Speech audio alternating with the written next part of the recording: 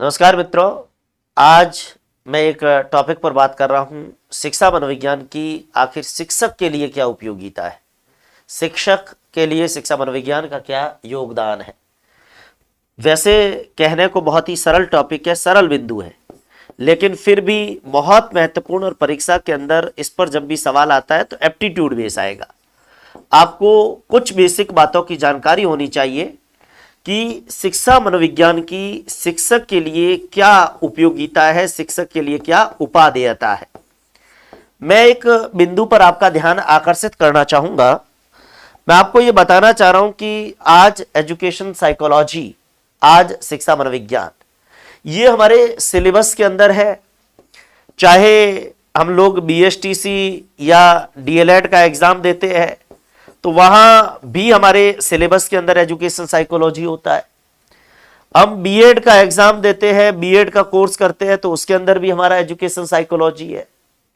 तमाम प्रकार के शिक्षक भर्ती से संबंधित जितनी भी परीक्षाएं, चाहे सीटेट है, चाहे रीट है, चाहे सुपर टेट है, चाहे यूपी टेट है, तमाम प्रकार के टेट एग्जाम्स है, चाहे अलग अलग राज्यों में होने वाली शिक्षक भर्ती परीक्षाएं हैं।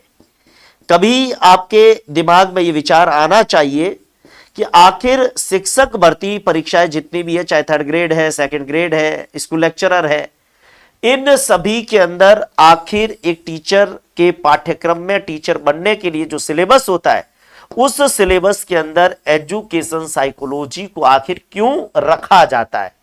कभी आपके दिमाग में अगर ये विचार आया हो तो आपने सोचा होगा शिक्षा मनोविज्ञान आखिर हमारे सिलेबस में क्यों है। मैं आज इन्हीं बिंदुओं पर अपना ध्यान आकर्षित करना चाहूंगा, आपका ध्यान आकर्षित करना चाहूंगा कि शिक्षा मनोविज्ञान आखिर शिक्षक के लिए क्यों उपादेय है। मैं यहां सबसे पहले कुछ बिंदुओं पर आगे बढ़ूं, उससे पहले मैं आपका ध्यान आकर्षित करना चाह रहा हूं कि हमारे एक बहुत मशहूर शिक्षाविद कह दो, बहुत मशहूर एजुकेशनलिस्ट कह दो, स्किनर महोदय। स्किनर महोदय की अगर मैं चर्चा करूं तो स्किनर महोदय ने एक बात कही है और बहुत अच्छी बात कही है। स्किनर महोदय ने क्या कहा है? स्किनर महोदय ने कहा है शिक्षा मनोविज्ञान अध्यापक की तैयारी की आधारशिला है। यह बात किसने कही है? ये स्किनर महोदय ने कही है। उन्होंने कहा है कि शिक्षा मनोविज्ञान अध्यापक की तैयारी की आधारशिला है। आपको जानकारी हो, कई बार हम शिक्षा मनोविज्ञान शब्द यूज करते हैं ना, तो मनोविज्ञान पढ़े इसके लिए शिक्षा नहीं है, पर बच्चे को शिक्षा देनी है, इसके लिए मनोविज्ञान का प्रयोग है। आपको जानो, मनोविज्ञान पढ़ने के लिए शिक्षा की जरूरत नहीं, लेकिन शिक्षा देने के लिए मनोविज्ञान की बहुत ज्यादा जरूरत है। स्किनर महोदय के इस कथन की तरफ मैं आपका ध्यान आकर्षित करना चाहूंगा। हमारे महोदय स्किनर ने कहा कि शिक्षा मनोविज्ञान अध्यापकों की तैयारी की आधारशिला है। यह एक बहुत महत्वपूर्ण बात, ध्यान देना। शिक्षा मनोविज्ञान अध्यापकों की तैयारी की आधारशिला है। वेरी इंपॉर्टेंट बात महोदय स्किनर ने कही है। उन्होंने कहा है कि शिक्षा मनोविज्ञान जो है ये अध्यापक की तैयारी की आधारशिला है, यानी अध्यापक किस तरीके से अपनी पूर्व तैयारी करें, अध्यापक किस तरीके से अपनी दृश्य श्रव्य सामग्री को कलेक्ट करें, अध्यापक किस तरीके से बच्चों के बारे में जानकारी हो कि कौन से बच्चे को मैं पढ़ा रहा हूं, और उसके बाद अपने तमाम संसाधनों को एकत्रित करके, अपने कंटेंट को एकत्रित करके, अपनी दृश्य श्रव्य सामग्री ऑडियो विजुअल एड्स को इकट्ठा करके अपने निर्धारित शिक्षण उद्देश्यों के साथ बच्चों को कैसे पढ़ाए और कैसे पढ़ाए कि बच्चे को समझ में आए। शिक्षक का उद्देश्य केवल कोर्स करवाना नहीं है, शिक्षक का उद्देश्य केवल बच्चों को पाठ्यक्रम करवाना नहीं है, शिक्षक का उद्देश्य है कि वो पाठ्य वस्तु बच्चे को समझ में भी आनी चाहिए। मैं यहां, जैसे मैंने स्किनर महोदय का कथन बताया, वैसे ही मैं एक हमारे महोदय थे एलिस क्रो, उनके भी एक कथन की तरफ आपका ध्यान आकर्षित करना चाहूंगा। एलिस क्रो ने कहा कि शिक्षक को शिक्षण के अंदर, यानी टीचर को टीचिंग के अंदर उन मनोवैज्ञानिक सिद्धांतों का प्रयोग करने के लिए हमेशा तैयार रहना चाहिए जो सफल शिक्षण और प्रभावी अधिगम के लिए, मतलब बच्चे को जो है वो आगे बढ़ाए। आपको जानकारी हो, हमारे महोदय एलिस क्रो का जो कथन है मैं वो एलिस क्रो महोदय के उस कथन की तरफ आपका ध्यान जो है वो आकर्षित करना चाहूंगा। एलिस क्रो कहते हैं कि एक शिक्षक को शिक्षण कार्य में शिक्षा मनोविज्ञान के सिद्धांतों का प्रयोग करने के लिए हमेशा क्या करना रहना चाहिए, तैयार रहना चाहिए। एक शिक्षक वो शिक्षा मनोविज्ञान के सिद्धांतों का प्रयोग जब करेगा तो सफल शिक्षण और प्रभावी अधिगम होगा। तो एलिस क्रो महोदय ने यह कहा है कि एक शिक्षक को, एलिस क्रो महोदय ने यह कहा है कि एक शिक्षक को सदैव शिक्षण में, एक शिक्षक को सदैव शिक्षण कार्य के अंदर, शिक्षण कार्य मतलब टीचिंग के अंदर, मनोविज्ञान के सिद्धांतों को प्रयोग करने के लिए तैयार रहना चाहिए। मनोविज्ञान के सिद्धांतों को, ध्यान दें, एक शिक्षक को सदैव शिक्षण के अंदर मनोविज्ञान के जो सिद्धांत है उसका प्रयोग करने के लिए तैयार रहना चाहिए, प्रयोग करने हेतु तैयार रहना चाहिए ताकि प्रभावी शिक्षण और अधिगम हो सके। तैयार रहना चाहिए, तैयार रहना चाहिए ताकि, तैयार रहना चाहिए ताकि प्रभावी शिक्षण व प्रभावी अधिगम हो सके। देखो, टीचर का इफेक्टिव टीचिंग कब है, जब बच्चे का इफेक्टिव लर्निंग है। आपने बहुत बढ़िया पढ़ाया लेकिन बच्चे को समझ में नहीं आया तो आप ये समझिए कि आपकी टीचिंग फेल है, बच्चे का लर्निंग हुआ ही नहीं, प्रभावी अधिगम हो सके। मैं एक बात कहना चाहूंगा कि आपने मान लो बहुत बढ़िया पढ़ाया, आपकी टीचिंग बहुत बढ़िया है, लेकिन आपसे पढ़ने वाले विद्यार्थी को समझ में नहीं आ रहा है, उसका वो कुछ ग्रहण नहीं कर पा रहा है, उसका एग्जाम में रिजल्ट अच्छा नहीं आ रहा है, तो आप उसकी नजर में एक अच्छे टीचर नहीं बन सकते या अच्छे टीचर आप नहीं हो सकते, क्योंकि आप जो बच्चे को पढ़ा रहे, बच्चा आपकी बात को समझ ही नहीं पा रहा है। मैं जब साइकोलॉजी के हिसाब से बात करूं तो आपको मैं बताना चाहूंगा, बहुत सारे जो टीचर होते हैं वो रूढ़िवादी होते हैं, अपना कोर्स की तरफ उनका ध्यान रहता है और ये एक टारगेट रहता है कि जल्दी से जल्दी कोर्स पूरा हो जाए।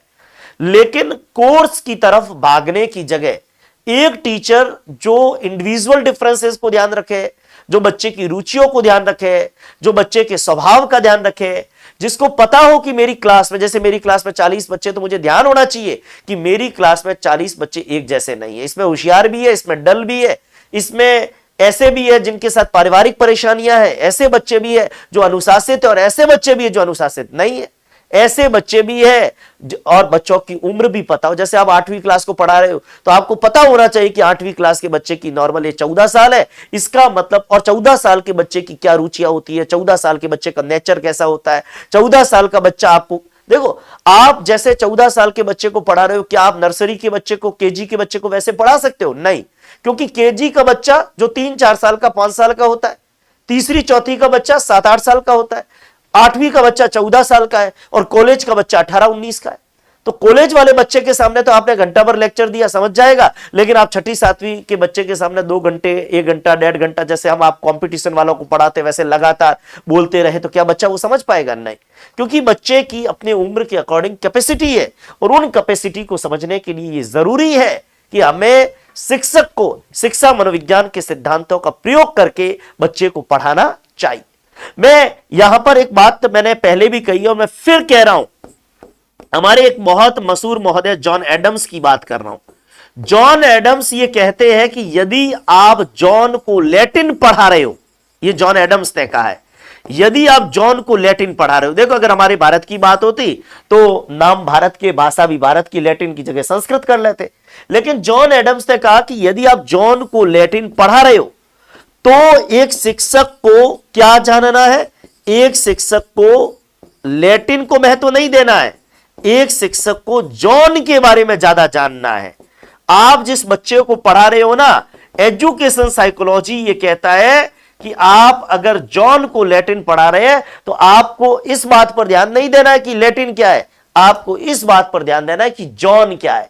मैं लैटिन पर मेरी बहुत ज्यादा पकड़ है और मैं जॉन के ऊपर लैटिन उड़ेल रहा हूं, लेकिन बेचारा जॉन तो जो है 10 साल का ही बच्चा है। अब 10 साल का बच्चा भारी भरकम लैटिन को, और वो भी स्टैंडर्ड फॉर्मेट में और उसके लेवल से बहुत हाई, वो कैसे झेलेगा? तो ये चीजें भी यहां पर जो है वो समझने वाली बात है और निश्चित रूप से इन चीजों को जो है वो समझ में आना चाहिए। एक बात मैं यहां पर और बताना चाह रहा हूं कि आमतौर पर जब हम शिक्षक की बात करते हैं, जब हम शिक्षक के लिए शिक्षा मनोविज्ञान की क्या उपादेयता है, इन उपादेयता पर बात करते हैं और इन बिंदुओं पर बात करते हैं, तो कुछ बातें हमें निश्चित रूप से बहुत अच्छे से समझ में आनी चाहिए। देखो, शिक्षा मनोविज्ञान की अगर शिक्षक के लिए सबसे बड़ी उपादेयता है तो वो ये है कि शिक्षा मनोविज्ञान ने शिक्षा को बाल केंद्रित बनाया है, चाइल्ड सेंट्रेड बनाया है। और शिक्षा मनोविज्ञान शिक्षा को प्रभुत्ववादी या सत्तावादी शिक्षण व्यवस्था से बाहर लाई है। प्रभुत्ववादी शिक्षण व्यवस्था जिसमें शिक्षक सत्ता का केंद्र होता है, शिक्षा का केंद्र होता है। आपने आज से 25, 30, 50 साल पहले आपको पता हो टीचर के रौबदार चेहरे होते थे, बच्चा क्लास के अंदर बोल भी नहीं पाता था। आज स्वतंत्रता बच्चे को ज्यादा मिल गई तो स्वतंत्रता के नुकसान भी है। कई बार तो बच्चा टीचर को इतना ज्यादा बोल देता फिर भी टीचर कुछ नहीं कह पाता, लेकिन कुछ फायदे कुछ नुकसान है। आपको मैं बताना चाह रहा हूं कि हमारे महोदय जॉन एडम्स वो कहते हैं शिक्षा द्विमुखी प्रक्रिया है। महोदय जॉन एडम्स ने शिक्षा को क्या माना? द्विमुखी प्रक्रिया। जॉन एडम्स महोदय ने कहा कि शिक्षा बाइपोलर प्रोसेस है। बाइपोलर का मतलब क्या? द्विमुखी प्रक्रिया माना।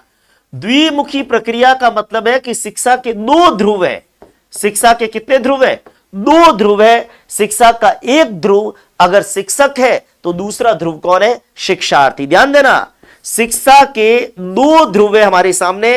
एक ध्रुव अगर टीचर है हमारा तो दूसरा ध्रुव हमारा कौन है? स्टूडेंट है, विद्यार्थी है, बालक है। तो मैं यहां बताना चाह रहा हूं कि एक शिक्षक और एक विद्यार्थी, ये शिक्षा के दो ध्रुव है। शिक्षा को द्विमुखी प्रक्रिया माना, बाइपोलर प्रोसेस माना। लेकिन दूसरी बात मैं बताना चाह रहा हूं, जॉन एडम्स की तरह ही एक और विद्वान, एक और शिक्षाविद हुए, जॉन डीवी। उन्होंने शिक्षा को बाइपोलर की जगह ट्राइपोलर प्रोसेस माना। उन्होंने कहा शिक्षक और विद्यार्थी यही, लेकिन इसके साथ आप पाठ्यक्रम में विषय वस्तु को भी जोड़ दें, क्योंकि विद्यालय के अंदर एक शिक्षक भी बच्चे को जब पढ़ाएगा तो जो अपने शिक्षण उद्देश्य निर्धारित करेगा वो उसी पाठ्यक्रम के बेस पर करेगा और उसी पाठ्यक्रम को आधार मानकर एक शिक्षक एक विद्यार्थी को पढ़ाएगा। तो इसका मतलब जॉन डीवी महोदय ना, हमारे बहुत ही मशहूर मनोवैज्ञानिक, मतलब शिक्षाविद कह दो, जॉन डीवी। जॉन डीवी बहुत ही मशहूर नाम है, इनका नाम तो आप सबने सुना ही होगा। तो मैं बताना चाह रहा हूं कि जॉन डीवी महोदय के बारे में, इन्होंने शिक्षा को क्या माना? बाइपोलर की जगह ट्राइपोलर। इन्होंने बाइपोलर की जगह शिक्षा को क्या माना? त्रिमुखी, त्रिध्रुवी कह दो, त्रिमुखी कह दो, त्रिध्रुवी प्रक्रिया कह दो। शिक्षा के कितने ध्रुव माने? तीन ध्रुव माने। ट्राइपोलर प्रोसेस शिक्षा को माना। किसने माना? जॉन डीवी ने माना। जबकि एडम्स महोदय ने क्या माना था? बाइपोलर। यहां बाइपोलर है जॉन एडम्स में और यहां डीवी में ट्राइपोलर है, यह ध्यान रखना। तो यहां शिक्षा के कितने ध्रुव हो गए? यहां शिक्षा के तीन ध्रुव हो गए। कितने ध्रुव हो गए? तीन। ए, बी और सी। ए जिसको मैंने पहले भी लिखा है शिक्षक, बी जिसको मैं शिक्षार्थी लिख रहा हूं, विद्यार्थी लिख रहा हूं, शिक्षार्थी कहो चाहे विद्यार्थी कह दो, स्टूडेंट कह दो, प्यूपिल कह दो। और तीसरा जो ध्रुव है आपको ध्यान हो, वो तीसरा ध्रुव है विषय वस्तु या पाठ्यक्रम। तीसरा ध्रुव क्या है? तीसरा ध्रुव विषय वस्तु। विषय वस्तु जिसके आधार पे वो अपने शिक्षण उद्देश्य बनाएगा। ये विषय वस्तु या पाठ्यक्रम जो हमारा है, सिलेबस जो है, वो हमारा क्या है? तीसरा ध्रुव है। तो इसका मतलब ये हुआ कि आपको जानकारी हो, शिक्षा को जॉन डीवी ने ट्राइपोलर प्रोसेस माना और उन्होंने ये माना कि एक स्टूडेंट, एक टीचर, लेकिन ये दोनों आपस में सिलेबस के द्वारा, पाठ्यक्रम के द्वारा एक दूसरे से क्या रहते हैं? कनेक्ट रहते हैं। ये महत्वपूर्ण बात है।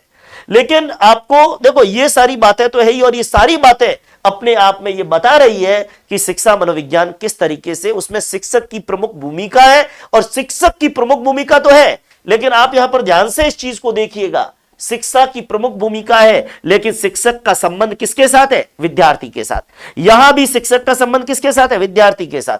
इसका मतलब शिक्षक विद्यार्थी को पढ़ा रहा है। अगर ये विद्यार्थी नहीं हो तो फिर आपके शिक्षक नाम का ध्रुव कोई काम नहीं आएगा। और शिक्षक प्रमुख भूमिका में होने के बाद भी आज की तारीख में हम ये मानते हैं कि हमारी शिक्षा का केंद्र शिक्षक की जगह बालक होना चाहिए। क्यों? क्योंकि हमारा टारगेट, हमारा लक्ष्य, हमारा एम है कि जो बच्चा हमसे पढ़ रहा है उसको समझ में आना चाहिए। एनी हाउ, एक बार पढ़ाओ, दो बार पढ़ाओ, चार बार पढ़ाओ, टीचर देखो क्लास के अंदर जब वैयक्तिक भिन्नता, मैं बताता हूं शिक्षा मनोविज्ञान का एक बहुत महत्वपूर्ण चैप्टर है वैयक्तिक भिन्नता। एक टीचर जब क्लास में आता है और उसको अगर वैयक्तिक भिन्नता का नॉलेज है तो उसको पता है मेरी क्लास में अलग अलग बच्चे और उनकी टेंडेंसी अलग है, उनकी उम्र अलग है, उनका दिमाग अलग है, उनकी रुचियां अलग है, उनका मेंटल लेवल अलग है। और टीचर एक बार बताता है, फिर दूसरी बार दूसरे तरीके से बताता है, फिर दृश्य श्रव्य सामग्री के हिसाब से बताता है, फिर उदाहरण देकर समझाता है, किसी को नहीं समझ में आए तो एक बार, दो बार, तीन बार, चार बार। कुछ बच्चे क्लास में ऐसे होते हैं जिनको 10 बार और 20 बार भी नहीं समझ में आता और 20 बार पढ़ाने पर भी कहेगा है। तो टीचर एक बार, दो बार, तीन बार, चार बार वाले तक पहुंच सकता है, लेकिन है वाले बच्चे तक तो शिक्षा मनोविज्ञान भी उसका कुछ कर नहीं सकता। मैं बताना चाह रहा हूं कि शिक्षा मनोविज्ञान की एक, अगर मैं ये कहूं कि शिक्षा मनोविज्ञान की शिक्षक के लिए क्या उपादेयता है, शिक्षा मनोविज्ञान आखिर शिक्षक के लिए क्या यूजफुल है, मैं कुछ महत्वपूर्ण बिंदुओं के माध्यम से इस बात को क्लियर करना चाहूंगा कि शिक्षा मनोविज्ञान की आखिर शिक्षक के लिए क्या भूमिका है। ठीक है ना, परीक्षा में सवाल आएगा, आप 10 पॉइंट रट लो, जरूरी नहीं कि उन 10 पॉइंट में ही आपका ऑप्शन मिले। आपको तो यहां पर बहुत महत्वपूर्ण बात है कि एप्टीट्यूड में जो एक ही चीज पे 10 तरीके से अलग अलग घुमा के जो बताता हूं, वो एक एक बिंदु आपके दिमाग में होना चाहिए, क्योंकि परीक्षा के अंदर तो कुछ भी पूछा जा सकता है। अगर मैं शिक्षा मनोविज्ञान की शिक्षक के लिए उपादेयता को कुछ बिंदुओं में क्लियर करना चाहूं तो सबसे पहले मैं ये बताना चाहूंगा कि अगर आज हमारी शिक्षा बाल केंद्रित बनी है और आज अगर हम हमारी शिक्षा व्यवस्था में ये मानने लगे हैं कि बच्चा ही हमारी शिक्षा का केंद्र होना चाहिए। आपको जानो, हमारे मशहूर विद्वान क्रो एंड क्रो ने कहा है 20वीं शताब्दी बालकों की शताब्दी है। क्यों? क्योंकि 20वीं शताब्दी में बालकों पर बहुत ज्यादा रिसर्च हुए और ये आवश्यकता महसूस की गई। शिक्षा मनोविज्ञान भी 20वीं शताब्दी में डेवलप हुआ और इसके साथ ही 20वीं शताब्दी में जब बच्चों पर रिसर्च हुए तो यह महसूस किया गया कि एक टीचर को पढ़ाते समय बच्चे की आवश्यकताओं का ध्यान होना चाहिए और बच्चे की आवश्यकताओं का ध्यान करने के लिए उसको शिक्षा मनोविज्ञान का नॉलेज होना चाहिए, उस शिक्षक को नॉलेज होना चाहिए। एक बात ध्यान देना, शिक्षा मनोविज्ञान की उपयोगिता बच्चे के लिए नहीं है, शिक्षक के लिए, लेकिन इनडायरेक्टली बच्चे के लिए है। क्यों? क्योंकि शिक्षक शिक्षा बच्चे को दे रहा है और शिक्षक को शिक्षा मनोविज्ञान का ज्ञान है, तो उन नियमों और उन सिद्धांतों के आधार पर बच्चे को पढ़ाएगा तो शिक्षा बाल केंद्रित अपने आप हो जाएगी। मैं बताना चाह रहा हूं कि बाल केंद्रित शिक्षा के अंदर शिक्षा मनोविज्ञान की महत्वपूर्ण भूमिका है। इसके अलावा जब हमारे पाठ्यक्रम का निर्माण, देखो पाठ्यक्रम का निर्माण शिक्षक के हाथ में नहीं है, मैं फिर कह रहा हूं भारतीय परिस्थितियों में पाठ्यक्रम का निर्माण करना शिक्षक के हाथ में नहीं है, लेकिन शिक्षा मनोविज्ञान यह कहता है कि अगर एक टीचर या पाठ्यक्रम बनाने वाले को यह पता हो कि वो किस उम्र के बच्चे के लिए पाठ्यक्रम बना रहा है, तो निश्चित रूप से साइकोलॉजी की इस थ्योरी को पाठ्यक्रम निर्धारण में वो प्रयोग में ले सकता है। मैं फिर कह रहा हूं, वो पाठ्यक्रम के अंदर इन चीजों को काम में ले सकता है। बहुत महत्वपूर्ण बात अपने को दिमाग के अंदर रखनी है। निश्चित रूप से आपको जानकारी हो, सबसे पहले जैसे मैंने कहा कि पाठ्यक्रम निर्माण, हालांकि भारतीय परिस्थितियों के अंदर पाठ्यक्रम निर्माण शिक्षक के हाथ में नहीं है, तो आप इस पॉइंट को तो चाहे तो अवॉइड कर सकते हैं, इस पॉइंट को आप गौण मान सकते हैं। क्यों? क्योंकि भारतीय परिस्थितियों में पाठ्यक्रम बनाने वाली समितियां बनाती है और शिक्षक उसको केवल क्या करती है, फॉलो करती है। लेकिन देखो, शिक्षा मनोविज्ञान शिक्षक के लिए इसलिए जरूरी है, मैंने फिर कहा शिक्षा को बाल केंद्रित बनाया। दूसरा, शिक्षा मनोविज्ञान का अगर टीचर को नॉलेज है तो उसे खुद के नॉलेज को अपडेट करने में, स्वयं के ज्ञान को अद्यतन करने में, स्वयं की तैयारी करने में मदद मिलती है। स्वयं के ज्ञान को अद्यतन करने में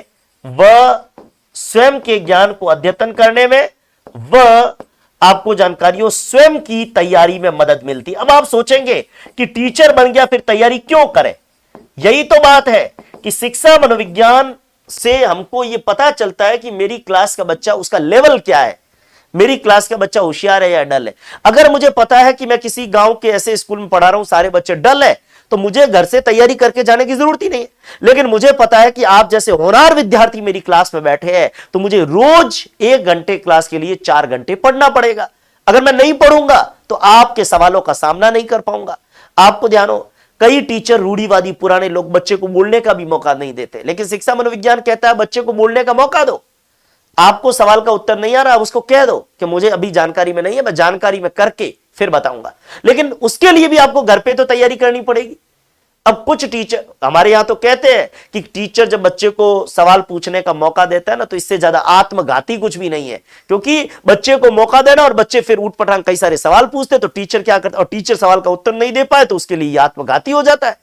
लेकिन शिक्षा मनोविज्ञान कहता है कि अगर एक शिक्षक को बच्चे के बारे में पता है कि मैं कौन सी क्लास के बच्चों को पढ़ा रहा हूं, उसमें बच्चों का स्टैंडर्ड क्या है, तो वो उसी के अकॉर्डिंग पढ़ाने का प्रयास करेगा, तो ऐसी नौबत आएगी नहीं। वो अगर मान लो सवाल नहीं भी आ रहा है, भगवान ने आध्यात्मिक शक्ति किसी को थोड़ी दी है, लेकिन घर पे वो तैयारी करके अपने नॉलेज को अपडेट कर सकता है। और जिस टीचर को ये पता है कि मेरी क्लास में कैसे बच्चे बैठे हैं, तो उसके अकॉर्डिंग वो पहले से ही बच्चे की साइकोलॉजी को समझ जाएगा। वो जब घर पे अपना मैटर कंटेंट बनाएगा, उसको पहले से ऑलरेडी पता है मुझे इस जगह ये चीज पढ़ के जानी पड़ेगी, क्योंकि ये सवाल ये वाला लड़का पूछेगा ही पूछेगा। ये टीचर को किसके द्वारा पता चलता है? शिक्षा मनोविज्ञान के द्वारा पता चलता है। आपको ध्यान हो, शिक्षा मनोविज्ञान का ज्ञान अगर एक शिक्षक, और मैं फिर कहूं खुद की तैयारी बहुत ज्यादा जरूरी होती है। देखो, एक अच्छा शिक्षक कौन होता है, हमेशा ध्यान रखो, एक अच्छा शिक्षक वो होता है जिसके पास में ट्रिपल सी हो। एक अच्छा शिक्षक वो है जिसके पास सी, सी और सी हो। अब आप पूछेंगे इन 3 सी का मतलब क्या? पहले सी का मतलब है कमांड। पहले सी का मतलब क्या है? कमांड। एक टीचर का अपने विषय वस्तु पर कमांड होना चाहिए। बिना विषय वस्तु पर पकड़ के शिक्षक अच्छा हो ही नहीं सकता। बढ़िया कितना ही बोलता हो, लेकिन विषय पर ही पकड़ नहीं है तो टीचर को बच्चे सवालों में ही फंसा देंगे। तो विषय वस्तु पर पकड़ पहली चीज। दूसरा सी होता है कॉन्फिडेंस। आपके विषय पे पकड़ है, लेकिन आपको पता भी हो कि आपकी विषय पे वास्तव में पकड़ है और आपको यह चीज आती है। और तीसरा सी होता है कम्युनिकेशन। मैं बोल रहा हूं लेकिन मेरी बात आप तक पहुंच पा रही कि नहीं पहुंच पा रही है, संप्रेषण है कि नहीं है, आपको मेरी बात समझ में आ रही है कि नहीं आ रही है। और समझ में नहीं आ रही है तो अच्छा टीचर हो ही नहीं सकता। एक अच्छे टीचर के लिए 3 गुणधर्म बहुत जरूरी है। आप कोई भी बढ़िया टीचर देखिए, उसका अपने विषय पे भी पकड़ होगा, उस पर कॉन्फिडेंस, आत्मविश्वास भी होगा, और वो अपनी बात अपने स्टूडेंट तक पहुंचा भी पाएगा। मेरे को नॉलेज बहुत ज्यादा है, मेरे कॉन्फिडेंस भी अच्छा है, लेकिन मैं बोल रहा हूं कुछ और समझ में आ रहा है कुछ, तो पढ़ाई गई चीज का, पढ़ाई गए कंटेंट का कोई मतलब नहीं रह जाता। इसलिए जैसे मैंने कहा, कमांड, कॉन्फिडेंस, कम्युनिकेशन। तो विषय पे कमांड आपकी कब होगी? जब आप अपने क्लास के बच्चों के अकॉर्डिंग अपने कंटेंट को, अपने मैटर को तैयार करके जाओगे। तीसरी महत्वपूर्ण बात मैं यहां पर बताऊं, एक शिक्षक को अगर शिक्षा मनोविज्ञान का ज्ञान है तो उसे बाल विकास की अवस्थाओं का भी ज्ञान होगा। उसे पता होगा, जैसे मान लो एक नर्सरी को मैडम कोई पढ़ा रही है, उसको पता है कि मेरी क्लास में पढ़ने वाला बच्चा या बच्ची 3-4 साल का है, तो 3-4 साल का बच्चा है वो आपकी बात को घंटा भर सुनेगा नहीं, उसको आपको गेम्स में पढ़ाना पड़ेगा, खेल खेल में पढ़ाना पड़ेगा। एक 4 साल के 5 साल के बच्चे को पढ़ाना और एक 18-20 साल के नौजवान को पढ़ाना, इसमें रात और दिन का फर्क होता है। ये बहुत महत्वपूर्ण बात अपने को ध्यान रखनी है। तो बाल विकास की अवस्थाओं का ज्ञान आपको जानकारी हो, बाल विकास का ज्ञान बहुत महत्वपूर्ण बात, ध्यान दें।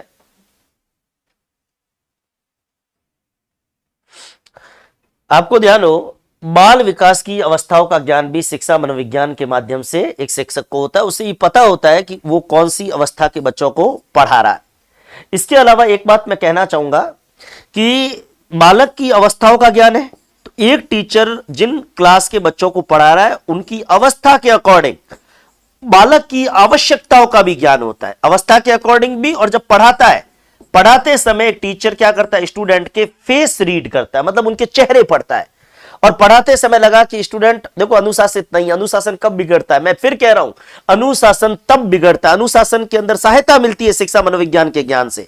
क्योंकि शिक्षा मनोविज्ञान यह कहता है कि टीचर जब पढ़ा रहा है और उसे दिखता है कि क्लास में अनुशासन बिगड़ रहा है, तो उसको समझ में आ जाता है कि मेरी बताई हुई चीज बच्चों के ऊपर से जा रही है।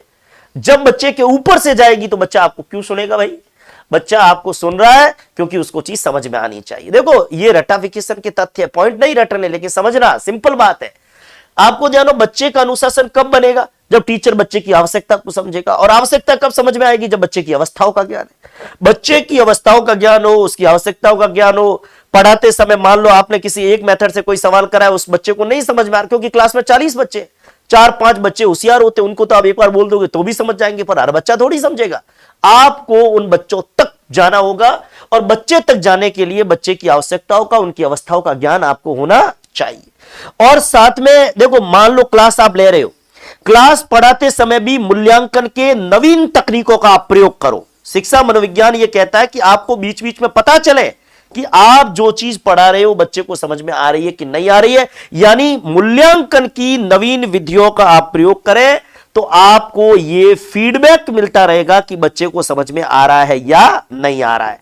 तो मूल्यांकन की नई नई टेक्निक, जरूरी नहीं है, देखो कई विधियां ऐसी है जो पुरातन है, जैसे आपने सवाल पूछ लिया या आपने टेस्ट ले लिया, लेकिन कई टीचर आजकल बड़े न्यू तरीकों से बच्चों को आपस में डिस्कशन करवा देते हैं, होमवर्क दे देते हैं, उनका किसी न किसी प्रकार का प्रोजेक्ट दे देते हैं, मस्तिष्क उद्वेलन के द्वारा किसी मुद्दे पर चर्चा करवा देते हैं। तो मूल्यांकन के भी अलग अलग तरीकों का उपयोग एक टीचर अगर कर पाएगा, कब कर पाएगा, जब उसे शिक्षा मनोविज्ञान का ज्ञान है और उसे पता है कि मैं किन बच्चों को पढ़ा रहा हूं।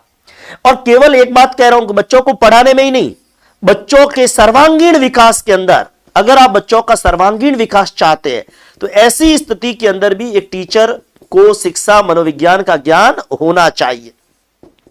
क्योंकि आपका उद्देश्य केवल बच्चे को रटाना नहीं है। बच्चा मान लो किसी पारिवारिक परिस्थिति से घिरा हुआ और कक्षा में गुमसुम बैठा है, तो एक शिक्षक का यह दायित्व बनता है कि आप उसकी व्यक्तिगत समस्या भी सुने, बच्चे की समस्याओं का ज्ञान करें, आपको जानकारी हो, बच्चे की समस्याओं का ज्ञान करें और उनकी मदद करें। क्योंकि टीचर का काम केवल, जैसे कई बच्चे ऐसे होते हैं जिनको बाकी सब्जेक्ट समझ में आ रहा है, गणित नहीं समझ में आ रहा, या किसी को कुछ और सब्जेक्ट समझ में नहीं आ रहा, तो बच्चे की समस्या का ज्ञान करके और बच्चों की सहायता करो आप।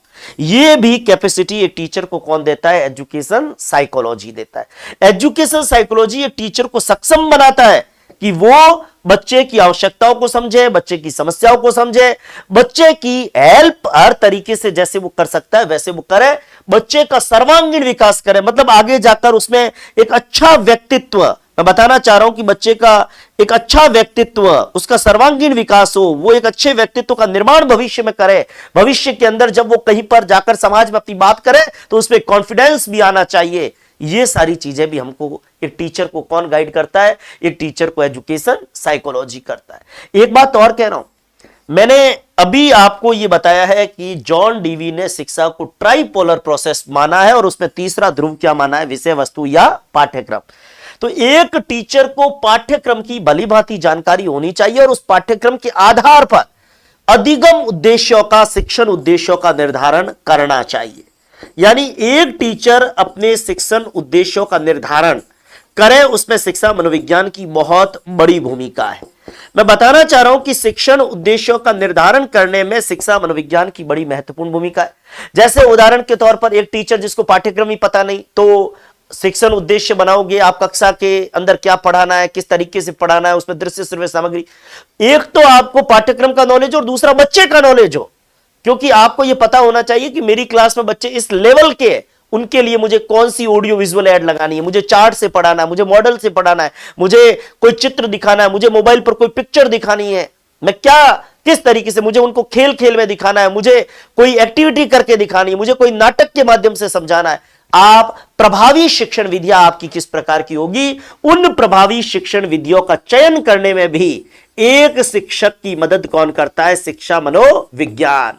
मैं बताना चाहूंगा कि प्रभावी शिक्षण विधियों का चयन, इसके अंदर भी एक शिक्षक की हेल्प कौन करता है? शिक्षा मनोविज्ञान करता है। तो ये भी महत्वपूर्ण बात है कि प्रभावी शिक्षण विधियों का चयन एक टीचर कर सके। आगे आपको ध्यान हो, जब टीचिंग मेथड्स आते हैं, आप लोग निश्चित रूप से अपने सिलेबस के अंदर पढ़ते हैं, तो टीचिंग मेथड जो टीचर यूज करता है ना, उन टीचिंग मेथड का यूज भी किसके आधार पे करता है? बच्चे के आधार पे, बच्चे की अवस्था के आधार पे। मान लो टीचिंग मेथड है प्रोजेक्ट, लेकिन प्रोजेक्ट विधि बहुत लंबी है, 6 महीने में भी एक टॉपिक, एक प्रोजेक्ट पूरा नहीं हो रहा है, आपने बच्चों पर प्रोजेक्ट थोप दिया, बच्चे अपना सारा काम भूल के वो प्रोजेक्ट करने लग जाएंगे, कुछ भी समझ में नहीं आएगा। मतलब कौन सी जगह कौन सी विधि का प्रयोग करना है? कहीं पर आगमन का प्रयोग है, कहीं पर निगमन का प्रयोग है, कहीं पर प्रयोगशाला का प्रयोग है, कहीं पर अनुसंधान। और प्रयोगशाला और अनुसंधान की बात आई तो मैं बताना चाहूंगा कि प्रयोग को, अनुसंधान को, नवाचारों को, इनको भी महत्व एक शिक्षक को देना चाहिए। प्रयोगों को, अनुसंधानों को नवाचारों को, इनको भी एक टीचर को महत्व देना चाहिए, क्योंकि शिक्षा मनोविज्ञान ने शिक्षक को यह समझ पैदा की है कि उसका टारगेट केवल कोर्स कराकर इतिश्री करना नहीं है। उसका टारगेट है कि बच्चे को इन एनी हाउ जो चीज वो समझाना चाह रहा है वो सारी चीज उसे समझ में आए, बच्चे का व्यक्तित्व का विकास हो, बच्चे की अवस्थाओं को हम महत्व दें। आपको जानो, बच्चे की अवस्थाओं का हमें ज्ञान होना चाहिए, और अवस्थाओं का जब ज्ञान होगा तो हम बच्चे के नेचर को, बच्चे की मूल प्रवृत्तियों को, बच्चे के स्वभाव को भी महत्व देंगे। बच्चे का स्वभाव क्या है, बच्चे की मूल प्रवृत्तियां क्या है, इनको भी एक टीचर को चाहिए कि वो इनको भी महत्व प्रदान करे। क्योंकि देखिए, हर बालक अपने आप में विशिष्ट होता है। हर बालक अपने आप में क्या होता है, विशिष्ट होता है। आपको मैं एक होमवर्क भी दे रहा हूं, हर बालक विशिष्ट होता है। आने वाले वीडियो लेक्चर में इसका उत्तर मिल जाएगा, ये किसका कथन है। प्रत्येक बालक विशिष्ट होता है। इस दुनिया के अंदर हर बालक अपने आप में क्या है, विशिष्ट है। तो विशिष्ट है तो उसकी विशिष्टताएं है, उसका अपना अवस्था है, उसके अपने गुण है, उसकी अपनी क्वालिटीज है। और शिक्षा मनोविज्ञान के माध्यम से ही एक शिक्षक को यह पता चलता है कि किस तरीके से बच्चे का सर्वांगीण विकास हो, बच्चे की अवस्थाओं का ज्ञान हो, बच्चे की आवश्यकताओं का ज्ञान हो, अनुशासन के अंदर कैसे मदद कर सकते हैं, क्लास के अंदर कंटेंट किस प्रकार पढ़ाना है, टीचिंग मेथोडोलॉजी कौन सी होनी चाहिए, नवाचार किस प्रकार से यूज करने हैं, दृश्य श्रव्य सामग्री कौन सी होनी चाहिए, खोज को महत्व देना। हर्बर्ट स्पेंसर ने कहा है, बच्चे को जितना कम हो बताया जाए और जितना अधिक हो उसे खोजने के लिए प्रेरित किया जाए। मैं ये एक स्टेटमेंट भी, जब एक टीचर क्लास के अंदर पढ़ाता है ना, तो उसे हर्बर्ट का, स्पेंसर का ये कथन याद होना चाहिए। हर्बर्ट स्पेंसर ने एक बात कही है, क्या कही है, जितना कम हो बालक को बताया जाए और जितना ज्यादा हो उसे खोजने के लिए प्रेरित किया जाए। जितना कम हो बालक को बताया जाए, आप बच्चे को बताओ कम, वो खुद ज्यादा ढूंढे। जितना कम हो बालक को बताया जाए और जितना अधिक हो खोजने के लिए प्रेरित किया जाए। ये किसने कहा है, ये हर्बर्ट स्पेंसर ने कहा है। उन्होंने कहा है कि बच्चा कम से कम उसको बताओ और ज्यादा से ज्यादा खोजने के लिए, ढूंढने के लिए। आप जब माइक्रो टीचिंग होती है बीएड में, एसटीसी में, तो एक आता है ना खोजपूर्ण प्रश्न कौशल। तो खोजपूर्ण प्रश्न कौशल मतलब बच्चे को बीच बीच में खोजने के लिए प्रेरित करो। इसीलिए मैं आपको खोजने के लिए प्रेरित कर रहा हूं कि प्रत्येक बालक विशिष्ट होता है। ये किसने कहा, तो खोजने के लिए प्रेरित किया जाए। जितना कम हो बालक को बताया जाए और जितना ज्यादा हो एक बच्चे को खोजने के लिए प्रेरित करें। और बच्चा जब खोजेगा, बच्चा जब ढूंढेगा, बच्चा जब कंटेंट को सर्च करेगा, तो उसे एक नहीं 10 चीजों का ज्ञान होगा। तो निश्चित रूप से शिक्षा मनोविज्ञान, आपको जानकारी हो, ये तमाम चीजें जो मैंने बताई है, ये शिक्षा मनोविज्ञान की एक तरीके की उपादेयता है। शिक्षा मनोविज्ञान के माध्यम से शिक्षा बाल केंद्रित बनी। शिक्षक खुद की तैयारी कैसे करे, उसको अपने बच्चों के अकॉर्डिंग क्या कंटेंट पढ़ के जाना है, बच्चे कौन सी अवस्था के बच्चों को पढ़ा रहा है, उन बच्चों की मूल प्रवृत्ति और स्वभाव क्या है, बच्चे की आवश्यकताएं क्या है, बच्चे के फेस रीड करके वो पकड़ ले कि बच्चे को समझ में आ रहा है कि नहीं आ रहा है। अच्छा पढ़ाएगा तो कक्षा में अनुशासन रहेगा। मूल्यांकन के नए नए तरीके ढूंढकर खुद का फीडबैक ले कि मैंने पढ़ाया, वो समझ में आया कि नहीं आया। बच्चों का सर्वांगीण विकास कैसे हो सकता है, उनका मेंटल के साथ साथ फिजिकल, इमोशनल, वो डेवलपमेंट में भी मदद करे। बच्चे की समस्याओं का ज्ञान करके उनकी मदद करे। शिक्षण के उद्देश्यों का निर्धारण वो अच्छे ढंग से कर सके, बच्चे की अवस्थाओं को, बच्चे को ध्यान में रखकर। प्रभावी शिक्षण विधियों का कैसे चयन करना है, प्रयोग, अनुसंधान जैसे नवाचारों को कैसे प्रोत्साहन देना है, बच्चे की जिज्ञासाओं को क्लास में कैसे शांत करना, और कैसे बच्चे तक जो पढ़ाना चाहते हैं वो बच्चे तक पहुंचा पाए, जो समझाना चाहते हैं वो बच्चे को समझा पाए, और बच्चे को रटना नहीं पड़े, उसको रोट मेमोराइजेशन नहीं, उसको क्रैमिंग नहीं, उसको समझ का लेवल उस पर हमें विकसित करना है, अंडरस्टैंडिंग लेवल बच्चे का विकसित करना है। और अगर यह चीज करने में हम सफल होते हैं तो हम समझेंगे कि शिक्षा मनोविज्ञान की बच्चे के अंदर उपयोगिता। और मैं एक चीज और कहूंगा, शिक्षा मनोविज्ञान अगर शिक्षक के लिए महत्वपूर्ण बना है तो उसका कारण यह है कि एक शिक्षक को शिक्षा मनोविज्ञान ने ही कक्षा में पढ़ने वाले सभी बच्चों में विभिन्नता की समझ प्रदान की है। कक्षा में आप पढ़ा रहे हो, आप भी आज दिन तक पढ़े हो, लेकिन कभी आपने गौर किया कि आपकी कक्षा में जितने भी बच्चे पहली से लेकर ग्रेजुएशन तक या कहीं पर भी, सभी बच्चे क्या कभी समान हुए? क्या 50 के 50 बच्चे ठोट हुए? क्या 50 के 50 बच्चे डल हुए? क्या 50 के 50 बच्चे होशियार हुए? क्या 50 के 50 बच्चे 90% वाले हुए? नहीं। क्लास में विभिन्नता होती है, हर बच्चे का लेवल अलग होता है। 4-5 बच्चे एकदम 90% 80% वाले मिल जाएंगे, 5-7-10 बच्चे ऐसे मिलेंगे जो 70-75 वाले मिलेंगे, 10-15 बच्चे 60-55% वाले मिलेंगे, कुछ एक बच्चे एकदम डल मिलेंगे, कुछ फेल्योर भी मिलेंगे, कुछ बिना मेहनत करने वाले भी मिलेंगे, कुछ बहुत एक्स्ट्रा ऑर्डिनरी भी मिलेंगे। तो क्लास में व्यक्तिगत भिन्नताएं होती है और उन्हीं व्यक्तिगत भिन्नताओं की समझ एक शिक्षक को कौन प्रदान करता है? एजुकेशन साइकोलॉजी प्रदान करता है। देखो आज का टॉपिक बिल्कुल जनरल है और ये जनरल चीजें हमें पता होनी चाहिए, तभी हम शिक्षा मनोविज्ञान के दूसरे कंटेंट्स को बहुत अच्छे से समझ पाएंगे। मुझे लगता है आपको समझ में आया होगा। इन पॉइंट्स को रटना नहीं है, बस एक बार अच्छे से वीडियो लेक्चर को देख लीजिए और अपने दिमाग में बिठा लीजिए कि एक टीचर के लिए आखिर एजुकेशन साइकोलॉजी क्यों जरूरी है और क्यों एक बच्चे को समझाने के लिए, बाल केंद्रित शिक्षा बनाने के लिए, बच्चे को शिक्षा का आधार बनाने के लिए हमारे शिक्षक भर्ती पाठ्यक्रमों में आखिर शिक्षक को शिक्षा मनोविज्ञान पढ़ाकर ट्रेंड करके और फिर वास्तविक कक्षाओं में विद्यालयों में भेजा जाता है। तो ये जानकारी हमें निश्चित रूप से होनी चाहिए। बहुत बहुत धन्यवाद। आपको निश्चित रूप से इस कंटेंट को आपने समझ जो है विकसित की होगी। हम फिर मिलेंगे एक नए लेक्चर में, तब तक के लिए अपना ध्यान रखिएगा। जय हिंद, जय भारत।